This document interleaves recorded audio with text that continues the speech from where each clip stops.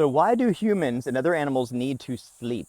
Evidently, this is twofold. There's a physical reason and a spiritual reason, and this is so fascinating, guys. So a lot of this information comes from Robert Monroe when he was channeling one of his explorer team, and they were talking to Hans, a higher dimensional intelligence that was answering a lot of their questions.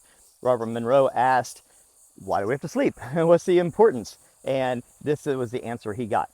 So as far as your physical body goes, your physical body throughout the day, throughout just Earth life experience, you build up what they called pressures and tensions, and that your sleep releases these. And I think what he meant by pressures and tensions is like stress, anxiety, thoughts, worries, all these things that we get throughout our day.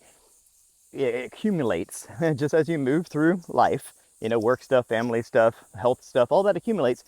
And when you go to sleep, it can sort of dump this, it can process it. Your body can rest and relax and heal and kind of compartmentalize and take out the trash, dump the cache kind of a thing of your internal, computer, and sort of start with a clean slate in the morning. That's why you can have a really bad day and then wake up feeling kind of renewed. It's a way to just take out the trash.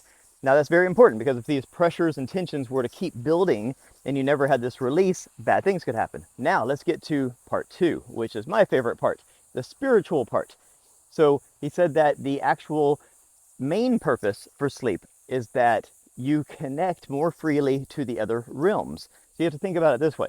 We live in the physical dimension, and it's sort of at the bottom. I don't say bottom like it's hell or anything. It's just bottom, meaning that most of the other layers of reality are above it, and they kind of shine down like a light. So right above us is going to be more of like our energy body, the energy world.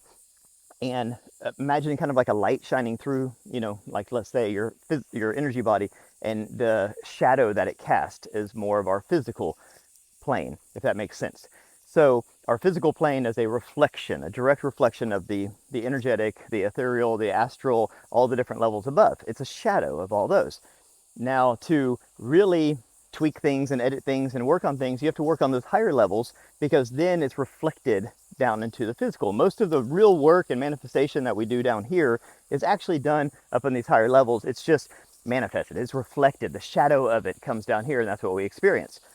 So you have to be able to freely connect with these other levels. There's other beings out there. You have a family, you have a team of people that you connect with every single night in your sleep. Basically, when you go into an REM pattern of sleep waves, you leave your body. Your consciousness is able to separate fully. It's just like what we do at the Monroe Institute. Whenever we go into these deep, theta wave states of intense meditation, we can actually separate our consciousness from our body, kind of peel it out of its container, and you can float freely. That's what an out-of-body state is.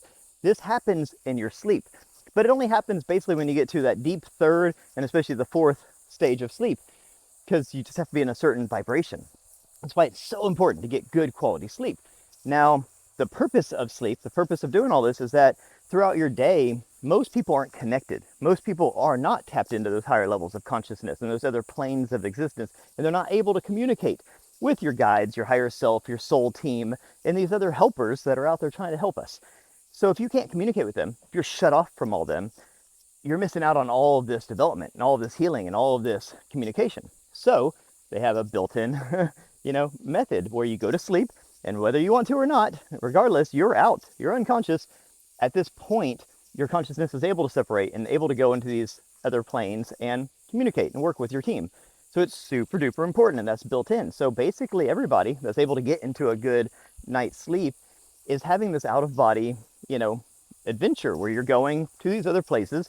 It's not just like you're floating randomly. I mean, you have, Robert Monroe called it sleeper school. He was able to go and visit there. And it's basically a schoolhouse. That's why you'll have a lot of dreams that remind you of being in school. Sometimes you're even in a classroom. That's what sleeper school is like. And you do this on a nightly basis. And you'll go and you'll have sleeper school. You'll also go on adventures that are more like training exercises. You'll go and you'll have conversations and meetups and stuff with other entities. And you have like your own life and your own world and friends and family and everything out in the astral that you get to visit every night. And that this communication, this constant contact that you have to maintain throughout your existence is very important. And it's a fundamental reason why we sleep every single night.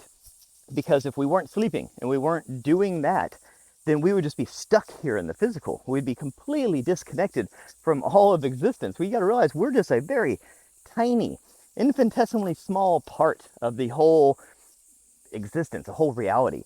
And for us to actually, like, it would be very bad if we just came down here into physical matter reality and just completely severed all ties with everything else. Like, that's not the point of this. You have to have that constant, communication.